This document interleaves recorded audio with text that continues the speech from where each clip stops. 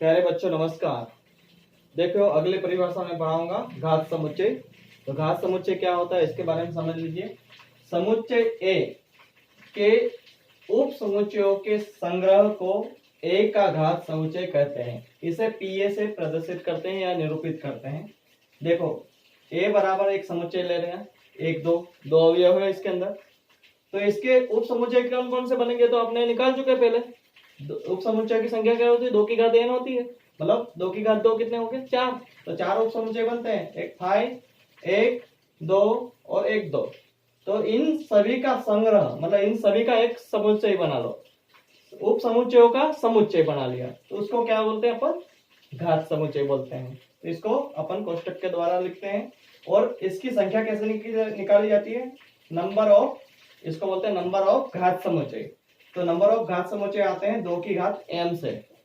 m का मान 0 हो सकता है, मतलब 2 की घात 0 मतलब 1, 2 की घात 1 मतलब 2, 2 की घात 2 मतलब 4, 2 की घात 3 मतलब 8। तो ऐसे उप समुच्चय घात समुच्चय के संख्या भी हो सकती है।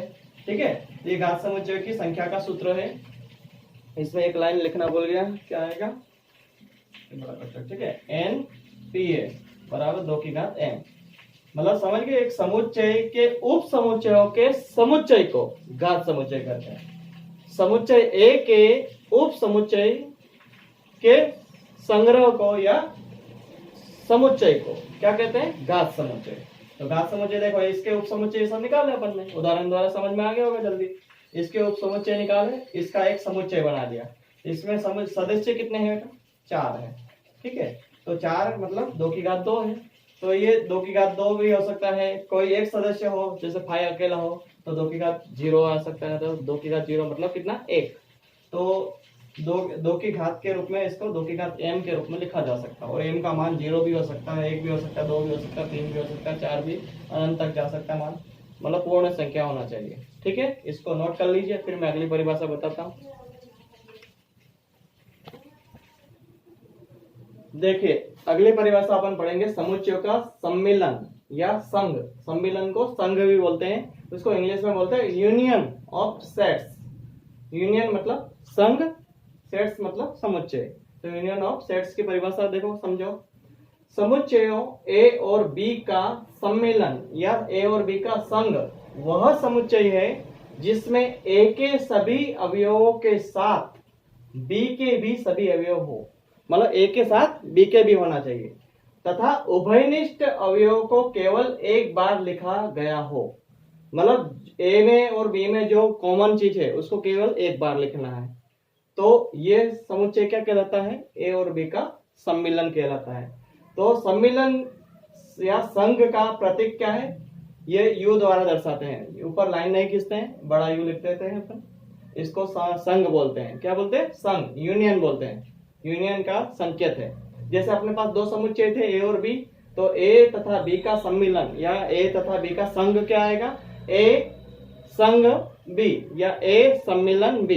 इसको ए संघ बी या ए सम्मिलन बी बोलेंगे। एक उदाहरण द्वारा समझ लेते हैं अपन। जैसे उदाहरण 12 आपकी किताब में है। मान लीजिए कि ए बराबर 2 4 6 8 और बी बराबर 6 8 10 12। तो ए संघ बी ज्ञात करना है, ए संघ बी ज्ञात करना है। तो देखो हल कैसे करेंगे, ए बराबर जो दिया वो लिख लिया 2 4 6 8, बी बराबर 6 8 10 12 लिख लिया। अपन को क्या निकालना है, ए संघ बी। तो ए संघ बी बराबर परिभाषा क्या कहलाती है कि ए के सभी अवयवों के साथ बी के भी अवयव आना चाहिए और जो कॉमन चीज है उसको केवल एक बार आना चाहिए। तो पहले ए के सब लिख लो, ए के सब लिख लेते हैं अपन 2 4 6 8। तो 2 4 6 8 लिख लिए।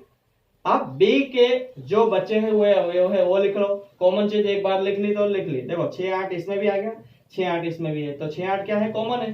तो 6 8 तो आ गया है, तो 6 8 को छोड़ के जो बच रहे वो लिख लो। कौन बच रहे हैं, 10 और 12। तो 2 4 6 8 10 और 12। 6 और 8 यहाँ पर भी है, 6 और 8 यहाँ पर भी है। तो 6 8 क्या है अपने, कॉमन चीज है, ये कॉमन फैक्टर है। ये कॉमन फैक्टर को अपन कितनी बार लिखेंगे, केवल एक ही बार लिखेंगे। ए के देखो, ए के सभी अवयव आ गए, यहां तक किसके, ए के है। और यहां से 6 8 10 12 किसके हैं, बी के। और ये चीज क्या आ गई, कॉमन। ठीक है, तो कॉमन चीज को केवल एक ही बार लिखा जाता है, इस बात को समझना अच्छी तरह। और संघ समुच्चय का जो संघ बनता है वो भी समुच्चय के अंदर लिखना है अपन को, कोष्टक के अंदर ही लिखना है, और कामा लगाना हर सदस्य के बीच में, ठीक है। सेट तो बनेगा, सेट तभी बनता है जब कोष्टक लगे मतलब। तो ए और बी का संघ निकालने का तरीका आ गया अपन को। ए के सभी अवयव आ गए 2 4 6 8, और बी के भी सभी आ गए, देखो बी के भी सभी आ गए 6 8 10 12, मतलब जो कॉमन है उसको केवल एक बार लिखा जाएगा।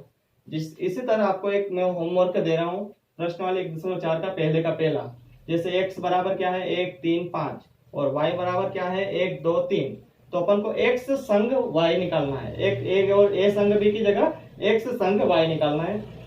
तो a के सभी लिख ले, x के सभी लिख लेना, 1 3 5 लिख लिए। अब 1 3 तो इसमें भी है, तो बचा कौन 2, तो आप चाहो तो क्रम से भी जमा सकते हैं, 1 1 2 3, ये पहले लिख लो 1 2 3 और बचा कौन 5, तो x संग y में कौन आ जाएगा 1 2 3 5, ठीक है। क्रम से भी लिखना हो तो क्रम से ऐसा आएगा, 1 के बाद कौन आता है 2, 2 के बाद कौन आता है 3, 3 के बाद कौन आएगा 5, तो सभी आगे ए के भी x के भी सभी आ जाएंगे और y के भी सभी आ जाएंगे। ऐसा दूसरे वाले में देख लो, a e i o u ये स्वर है अंग्रेजी, और b में है a b c, तो a के सभी लिख लो। देखो अब a के बाद अपना एक a तो कॉमन चीज है, तो एक a आ जाएगा, a के बाद क्या आएगा b लिख लो, b के बाद क्या आएगा c आएगा, तो a b c तो ये आगे तीनों, उसके बाद ये सब लिख लो e i o u, ठीक है, e i o और u, ये हो जाएगा आपका a संग b। तो ये 2 होमवर्क आपको स्वयं करना और मुझे सेंड करना। मैं अगला सवाल बताता हूँ, अगली परिभाषा, और इसको नोट करिए। देखिए अगली परिभाषा है समुच्चयों का सर्वनिष्ठ, मतलब इंटरसेक्शन ऑफ सेट्स। अब इंटरसेक्शन ऑफ सेट्स क्या होता है देखिए समझिए, समुच्चय ए और बी का सर्वनिष्ठ उन सभी अवयवों का समुच्चय है जो ए और बी दोनों में उभयनिष्ठ हो, मतलब ए के भी सदस्य होना चाहिए और बी के भी होना चाहिए, जो दोनों में होगा वही सर्वनिष्ठ में आएगा।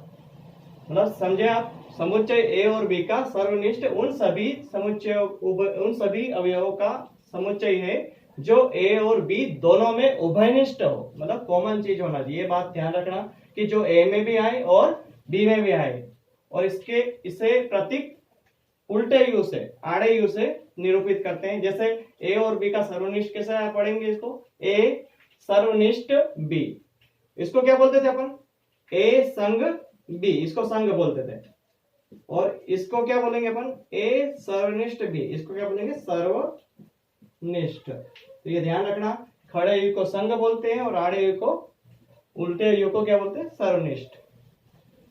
संग मतलब यूनियन, ऊंधा योग क्या कहलाएगा इंटरसेक्शन, वो यूनियन है और ये इंटरसेक्शन है, ठीक है। जैसे कि उदाहरण द्वारा मैं समझाता हूं कि यदि a बराबर 2 4 6 8 और b बराबर 6 8 10 12, ये उदाहरण नंबर 15 है आपकी किताब में, तो a इंटरसेक्शन b ज्ञात करना, मतलब a सर्वनिष्ठ b ज्ञात करना है। तो पहले तो अपन लिख लो, दिया है क्या दिया है, a का मान कितना दिया बोलो 2 4 6 8, और b बराबर क्या दिया 6 8 10 12, ठीक है। इसलिए अपन को क्या निकालना, ए संग ए इंटरसेक्शन बी निकालना। संग तो पहले निकाल लिया था उदाहरण 12 में, ए इंटरसेक्शन है। तो आप चाहो तो ए का मान पहले लिख लो, पहले क्या है 2 4 6 8, बीच में चिन्ह कौन सा है वो चिन्ह लगा दो, चिन्ह है ना इंटरसेक्शन का चिन्ह है। और किसका मान लिख लो बी का मान क्या है 6 8 10 12, डायरेक्ट भी कर सकते हैं और इस तरह उत्तर लिखना है बस, तो आप डायरेक्ट भी बता सकते थे। इन दोनों में कॉमन चीज कौन है, देखो आपको कॉमन चीज निकालने का सबसे अच्छा तरीका मैं बता रहा हूं, पहले समुच्चय का दूसरे समुच्चय में मिलान करना, तो जो दोनों में मिल जाता है वो लिख लेने का। जैसे 2 यहाँ पर है क्या, नहीं है तो इस 2 को छोड़ो, फिर 4 यहाँ है, नहीं है तो इस 4 को भी छोड़ो, 6 तो 6 यहाँ पर है तो ये 6 को लिख लिया जो दोनों में होना चाहिए, 8 यहाँ पर है तो 8 लिख लिया, बस काम खत्म। मतलब इस पहले वाले सदस्य में से केवल ये 2 चीजें मिली है यहाँ पर, ठीक है। और इसके जो बचे हैं उसको देखने की जरूरत नहीं, इसके भी पहले वाले से मिलान करोगे वो मिलना चाहिए, बस वही उभयनिष्ठ भाग आना चाहिए। तो ये अपना क्या हो गया, इंटरसेक्शन, मतलब ए सर्वनिष्ठ बी निकल गया, ए सर्वनिष्ठ बी कितना आया 6 और 8। और संघ निकालने के लिए भी आप ऐसी लाइन लिख सकते थे, संघ मैंने बताया था, आप संघ की जगह संघ का चिन्ह कर लेना। और संघ के लिए भी जो उदाहरण मैंने 12 डायरेक्ट कर दिया है, डायरेक्ट उत्तर लिखा था, तो आपको भी ऐसा करना चाहिए। जैसे संघ के लिए मैंने उदाहरण 12 को एक बार और बता देता हूँ। संघ निकालना है मेरे को, मान लो ये तो दिया है तो लिखोगे, ये भी लिखोगे, इसके बाद ए संघ बी लिखोगे, तो ए संघ बी क्या आएगा 6 8 नहीं 2 4 6 8, ए का मान क्या है 2 4 6 8। अब चिन्ह कोष्टक मतलब बनाने में दिक्कत आती।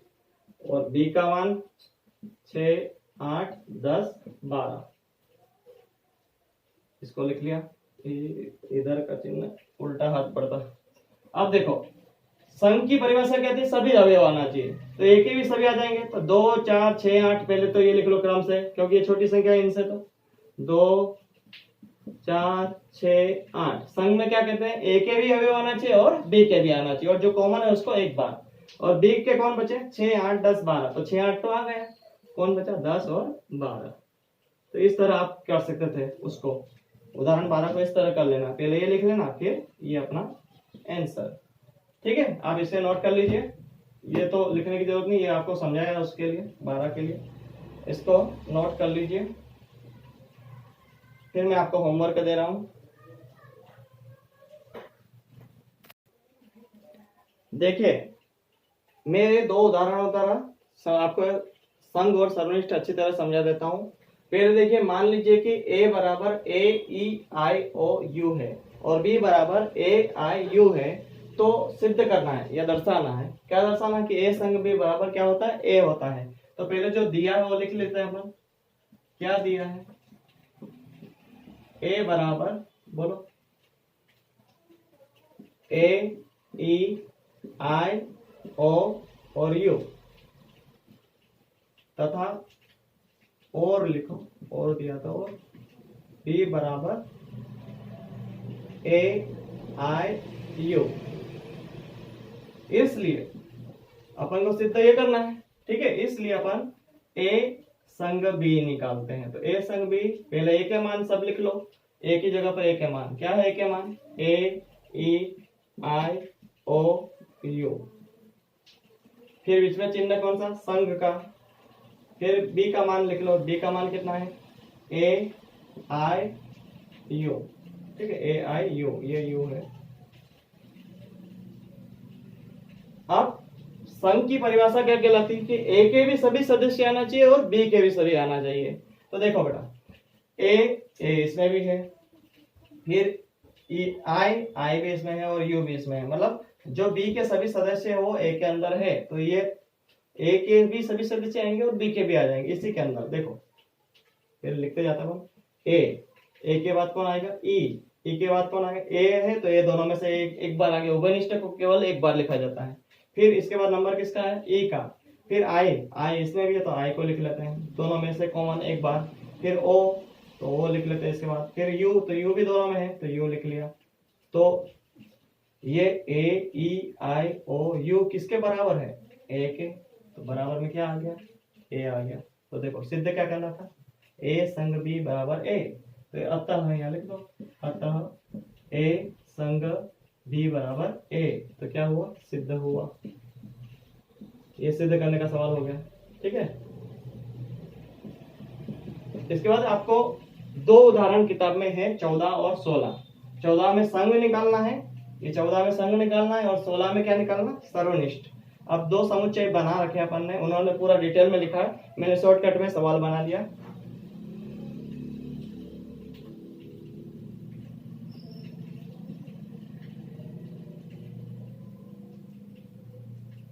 देखो, यदि x बराबर राम गीता अकबर तथा y बराबर गीता डेविड अशोक कक्षा 11वीं के विद्यार्थियों के समुच्चय हैं, तो x संग y निकालना है और x सर्वनिष्ठ y निकालना है। संग 14 उदाहरण 14 में निकालना है और सर्वनिष्ठ उदाहरण 16 में निकालना है। तो मैं आप भी किताब आप फिर को फिर जब लिखोगे तो इसी तरह लिख लेना, कोई अलग से लिखने की जरूरत नहीं। ठीक है, एक साथ हो जाएगा दोनों का काम। तो देखिए हल दिया है, क्या दिया, x बराबर राम, गीता, अकबर तथा y बराबर क्या दिया, गीता, डेविड, अशोक। तो गीता, डेविड, अशोक। तो पहले क्या निकालना अपन को, संघ निकालना है।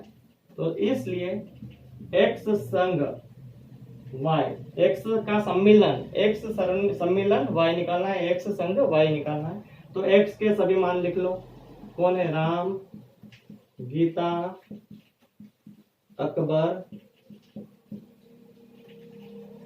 और बीच में चिन्ह कौन सा, संघ का। फिर y के सभी मान लिख लो, गीता, डेविड, अशोक। तो देखो संघ में क्या होता है कि x के भी सभी सदस्य आना चाहिए और y के भी सभी आना चाहिए, और कॉमन चीज केवल एक बार आएगी। तो देखो पहले यहां से शुरुआत करते हैं राम, तो राम को लिख लिया। फिर गीता लिख लो, तो गीता को भी लिख लिया। फिर अकबर लिख लो, मतलब x के सभी लिख लो, पहले x के सभी आगे राम, गीता, अकबर। अब जो कॉमन आ गया है उसको मत लिखना। तो देखो y में कौन है, गीता, डेविड, अशोक। तो गीता तो आ चुकी है, तो गीता को छोड़ के जो बचे वो लिख लो। कौन बचे, डेविड और अशोक। ठीक है, तो ये अपना क्या बन गया, संघ बन गया। ये अपना संघ बन गया, मतलब उदाहरण 14 यहाँ तक हो गया। फिर अपन को दोनों को मिक्स कर दिया तथा x सर्वनिष्ठ y निकालना है। तो x सर्वनिष्ठ y के लिए भी देखो फिर से लिख लो ऐसा, राम, गीता, अकबर, सर्वनिष्ठ, गीता, डेविड, अशोक। देखिए बेटा संघ में सभी आ जाएंगे, x के भी सभी आ जाएंगे और y के भी सभी आ जाएंगे। तो एक संघ में सभी आते हैं। और सर्वनिष्ठ में क्या आते हैं, जो कॉमन हो दोनों में वही आएगा। तो कॉमन कौन है बताइए आप, राम इसमें है क्या, नहीं है। गीता इसमें है, तो एक समुच्चय बनाना, पहले गीता को लिख लिया, गीता दोनों में है। उसके बाद अकबर है क्या, नहीं है। बस काम खत्म, तीनों का मिलान कर लो दूसरे वाले से, मतलब पहले वाले का मिलान दूसरे वाले से कर लो। जो कॉमन चीज आए वो लिखना है, बाकी दूसरे वाले में जो बचते उसको देखने की जरूरत नहीं है। तो ये अपना क्या निकल गया, x सर्वनिष्ठ y निकल गया। ये दो है। इस तरह आपको संघ और सर्वनिष्ठ अच्छी तरह समझ में आ गया होगा। संघ में सभी आते हैं और सर्वनिष्ठ में जो दोनों में कॉमन हो वो आता है। ठीक है, ये इस तरह आप संघ और सर्वनिष्ठ अच्छी तरह समझ गए होंगे। संघ के लिए चिन्ह खड़ा यू है, यू नहीं बोलते इसको, इसको बड़ा ही लिखना चाहिए कभी भी, और इसको ऊंधा, इसको सीधा। इसे नोट कर लीजिए, फिर मैं अगला और बता रहा हूं। देखिए अगला में कुछ नियम और एक परिभाषा बताता हूं, और ये नियम इंपॉर्टेंट है, इन्हें आप याद कर लेना। सार्वत्रिक समुच्चय, तो सार्वत्रिक मतलब सबसे बड़ा समुच्चय, उसके सार्वत्रिक समुच्चय कहते हैं। वह समुच्चय जिसमें एक आधारभूत समुच्चय, मतलब एक मेन बॉस हो, आधारभूत मतलब मेन बॉस हो, और उसके सभी उप समुच्चय बन सकते हो, विचार हो। इसमें परिभाषा क्या कह रही कि वह समुच्चय जिसमें एक आधारभूत समुच्चय और उसके सभी उप समुच्चय पर विचार हो। मतलब उप समुच्चय बन सकते हैं, कौन कौन से बना सकते हैं, बहुत सारे बन सकते हैं। ऐसा एक समुच्चय होना चाहिए, तो वो सार्वत्रिक समुच्चय कहलाता है। और सार्वत्रिक समुच्चय को बड़े यू से प्रदर्शित करते हैं, यू। अब इसके ऊपर संघ मत समझना, ये इस पे आड़ी लाइन कहती है, ये क्या है, यू है।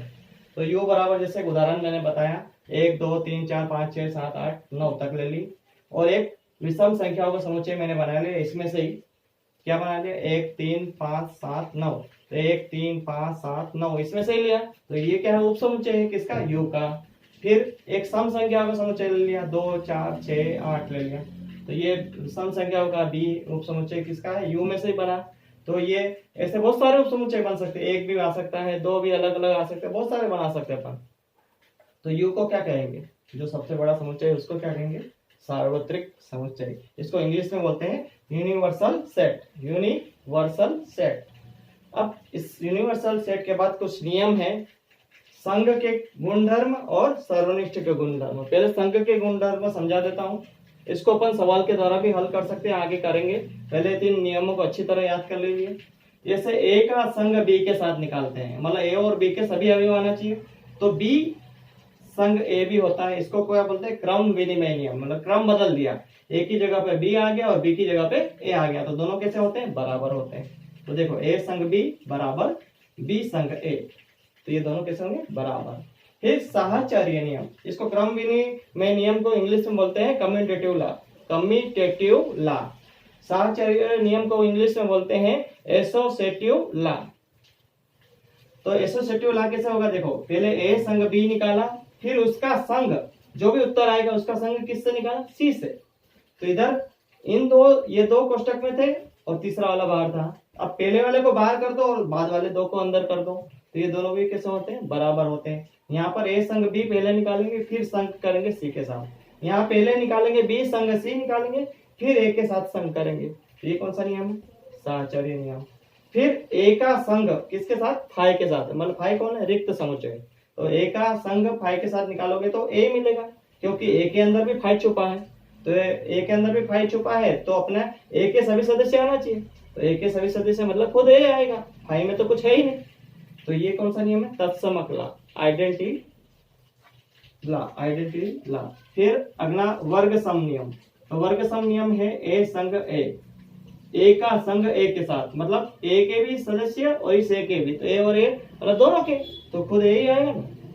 फिर यूनिवर्सल के साथ, ये यूनिवर्सल यू का नियम, ये यू का नियम कहलाता है, यू का संघ ए के साथ। तो देखो बेटा मैंने बताया था यू का संघ ए के साथ निकालता हूं, तो यू के भी सभी सदस्य आना चाहिए और ए के भी आना चाहिए। तो यू के अंदर कितने हैं, 9 तक, तो 9 तक, और ये 1 3 5 7 9 इसके अंदर भी है, तो कौन आएगा, यू आएगा ना। तो ये यू का नियम है संघ का। तो ये संघ के नियम हो गए। फिर सर्वनिष्ठ के गुणधर्म, यहाँ पर हिंदी में मैंने इधर लिखे नहीं है, यहाँ पर एक नियम एक्स्ट्रा है, वो वितरण लॉ है, मैं बता दूंगा। ए सर्वनिष्ठ बी बराबर बी सर्वनिष्ठ ए होता है, ऐसा यहाँ चिन्ह बदल दिया। यहाँ पर ए सर्वनिष्ठ बी सर्वनिष्ठ सी, ए सर्वनिष्ठ अलग कर लिया, ए अलग कर लिया, फिर बी सर्वनिष्ठ सी के साथ, ये भी। फिर यहाँ पर देखो बेटा ए संघ फाई बराबर ए आता था, लेकिन यहाँ फाई संघ ए या ए संघ फाई दोनों की बात, ऐसा भी लिख सकते हैं या ऐसा भी लिख सकते हैं। तो दोनों में कॉमन चीज कौन है, सर्वनिष्ठ निकालेंगे, फाई और ए का कॉमन कौन है, तो ए तो आएगा नहीं, क्योंकि ए के सदस्य इसमें नहीं आएंगे। दोनों में कॉमन कौन आएगा, फाई, क्योंकि अपन ने उप समुच्चय जब निकाले थे, तो उप समुच्चय जैसे अपन ने इसका उप समुच्चय निकालते हैं, ए के अंदर ए भी है, तो इसके उप समुच्चय कितने आएंगे, 4 बनेंगे। एक कौन आएगा, फाई, एक ए, एक बी और एक खुद ए बी। तो इसमें फाई ए के अंदर भी आ रहा है और फाई खुद भी है, तो दोनों में कॉमन चीज कौन है, फाई, तो कॉमन चीज आएगी बात, ठीक है ना। उसके बाद ए का सर्वनिष्ठ ए के साथ, तो दोनों में से कॉमन जो आएगा वही, तो खुद ए ही है, दोनों में कॉमन ए है। फिर यूनिवर्सल में देखो यू और ए का सर्वनिष्ठ निकालना है, जैसे यहाँ पर यू और ए का सर्वनिष्ठ, तो दोनों में कॉमन कौन है, देखो एक इसमें है तो एक इसमें है, 3 इसमें है तो 3 इसमें है, 5 है, 7 है और 9 है, ये सब इसमें है, ठीक है। तो कौन मिल रहा है, खुद ए मिलेगा ना। तो इस तरह आपको ये नोट करना है।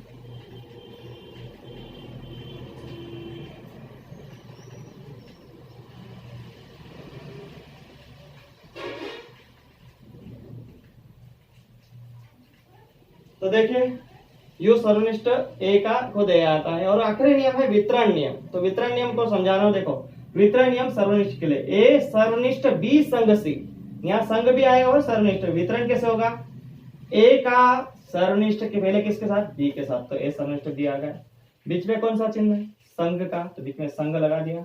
फिर ए का सर्वनिष्ठ किसके साथ करेंगे, सी के साथ, तो ये वितरण कर दिया अपन ने, किसका, सर्वनिष्ठ का, इसका वितरण कर दिया इन दोनों के साथ, और बीच में जो चिन्ह है वो आएगा। 3 नियमों को आप याद कर लीजिए, फिर मैं आगे पढ़ाऊंगा आपको, ठीक है, अगले भाग में। आज के दिन इतना बहुत।